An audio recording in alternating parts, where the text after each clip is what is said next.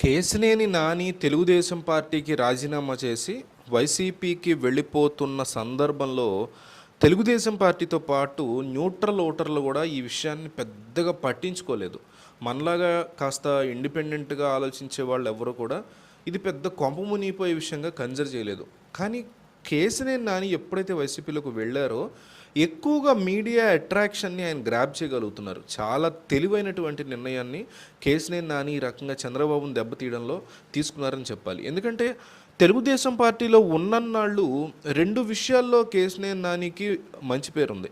ఇష్టం వచ్చినట్టు మాట్లాడరు, ప్రజల్లో చులకనయ్యే మాటలు మాట్లాడరు, ప్రొఫెషనల్గా ఉంటారు అనేది ఒకటైతే, రెండోది కేశినేని నాని మీద ఎక్కడా కూడా అవినీతి ఆరోపణలు లేవు. ఇది ఒక బిగ్గెస్ట్ పాజిటివ్ పాయింట్ ఆయనకి. ఈ రెండు అంశాల విషయంలో ప్రొఫెషనల్ పాలిటిక్స్ చాలా తక్కువ అని ఫీల్ అయ్యే వైసీపీలోకి ఇటువంటి నాయకుడిని తెచ్చుకోగలగడం జగన్మోహన్ రెడ్డి చేసినటువంటి ఒక బిగ్గెస్ట్ పాజిటివ్ ఇంపాక్ట్ అని చెప్పుకోవాలి.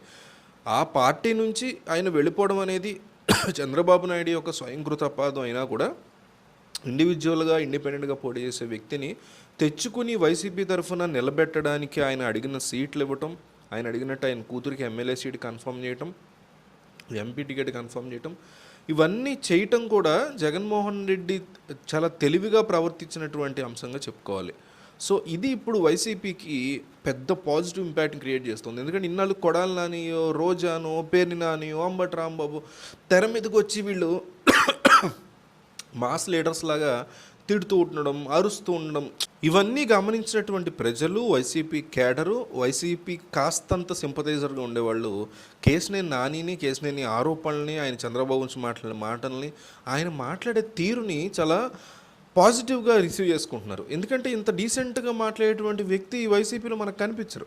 జగన్మోహన్ రెడ్డి కూడా ఎన్నోసార్లు పరిధికి మించి వేరే వ్యక్తుల యొక్క భార్యల గురించి, వాళ్ళ పెళ్ళిళ్ళ గురించి పనికిమాలిన సోది కబుర్లన్నీ మాట్లాడిన సందర్భం ఉంది.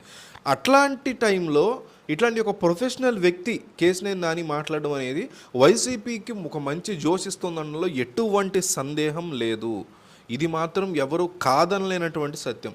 అయితే ఇదే వైసీపీ ఈరోజు ఇంకొక ప్రొఫెషనల్ వ్యక్తిని, ఒక కీలకమైనటువంటి వ్యక్తిని, ఒక బిగ్ షాట్ని వైసీపీలోకి తీసుకోబోతోంది అంటూ వార్తలు వస్తున్నాయి. ఆయనే గల్లా జయదేవ్. గుంటూరు ఎంపీగా ఉన్నటువంటి టీడీపీ ఎంపీగా ఉన్న గల్లా జయదేవ్ రీసెంట్గా చెవిరెడ్డి భాస్కర్ రెడ్డిని కలిశారు అంటూ విపరీతమైనటువంటి న్యూస్ వైరల్ అయింది. కలిసినట్టు మనకు కూడా సంకేతం ఉంది, సమాచారం ఉంది. నేను కూడా ఆ విషయాన్ని వీడియోగా చేశాను. సో మేమేమీ కలవలేదు అని గల్లా జయదేవ్ వైపు నుంచి కానీ, చెవిరెడ్డి భాస్కర్ రెడ్డి వైపు నుంచి కానీ ఎక్కడా కూడా ఏ మేరకు ఒక చిన్న స్టేట్మెంట్ కానీ, ఒక ట్వీట్ కానీ ఏం పడలేదు. ప్రతిదాన్ని ట్విట్టర్ ద్వారా ఖండించడం లేదా తెలియజేయడం చేసే గల్లా జయదేవ్ ట్వీట్ వేళ చెవిరెడ్డి భాస్కర్ రెడ్డి ప్రెస్ నోట్ల ద్వారా చెప్తూ ఉంటారు, ఆయన కూడా చేయలే. సో కలిశారు అనమాట. చెవిరెడ్డి భాస్కర్ రెడ్డి వైసీపీ వ్యక్తి రీసెంట్గా గల్లా జయదేవ్ని కలవడం జరిగింది. త్వరలోనే గల్లా జయదేవ్ జగన్మోహన్ రెడ్డిని కలవబోతున్నారు అనేది మనకు అందుతున్నటువంటి విశ్వసనీయ సమాచారం. అట్లా గనక జరిగితే ఒక పక్క విజయవాడ ఎంపీని కోల్పోయిన టీడీపీకి గుంటూరు ఎంపీని కూడా కోల్పోగలిగితే అది చాలా పెద్ద తలనొప్పిగా మారుతుంది. గల్లా జయదేవ్ కూడా కేశినేని నాని ఇలాగా ఒక మంచి బ్యాక్డ్రాప్ ఉంది, మంచి పేరుంది ప్రజల్లో, ప్రొఫెషనల్ రాజకీయ నాయకుడు ఈయన అనే పేరు ఎట్లయితే కేశినేని నానికి ఉందో అంతకంటే ఎక్కువ గల్లా జయదేవ్కి ఉంది. ఒక పెద్ద పారిశ్రామికవేత్త అవ్వడం, గతంలో అనంతపూర్కి సంబంధించిన ఈ బ్యాటరీస్ కంపెనీ ఉంది కదా వాళ్ళకి, ఆ అమెరాన్ బ్యాటరీస్ సంబంధించినటువంటి కంపెనీ, అమర్ రాజా బ్యాటరీస్ సంబంధించిన దాంట్లో కూడా జగన్మోహన్ రెడ్డి ఎన్నో ఇబ్బందులు పెట్టారు గల్లా జయదేవ్ అని అంటారు. సో అయినా కానీ ఈయన మళ్ళీ వైసీపీలోకి వస్తే ఎటువంటి పదవిని ఆశిస్తారు, జగన్ ఎట్లా రిసీవ్ చేసుకుంటారు, గల్లా జయదేవ్ దీన్ని ఎట్లా యాక్సెప్ట్ చేయగలుగుతారు, చంద్రబాబు నాయుడు దీన్ని ఎట్లా తట్టుకోగలుగుతారు అనేది కూడా ఒక బిగ్గెస్ట్ డిస్కషను. కానీ ఒకవేళ గల్లా జయదేవ్ కనుక వచ్చి ఆయన కూడా ప్రొఫెషనల్ రాజకీయాలని వైసీపీలో చేయగలిగితే వైసీపీకి ఒక పెద్ద యాసెట్ అవుతుంది. అది చంద్రబాబు నాయుడు కత్తి మీద దెబ్బ అవుతుంది. ఎందుకంటే పారిశ్రామికవేత్తలు తీసుకొస్తాం, ఉద్యోగాలు తీసుకొస్తాం అని చెప్తున్నటువంటి చంద్రబాబు నాయుడు తన పార్టీలో ఎంతో కాలం నుంచి ఉంటున్నటువంటి గల్లా జయదేవ్ లాంటి పారిశ్రామికవేత్తనే కాపాడుకోలేకపోయాడు అనేటువంటి అపవాదు చంద్రబాబు మీద 110% వచ్చేస్తుంది.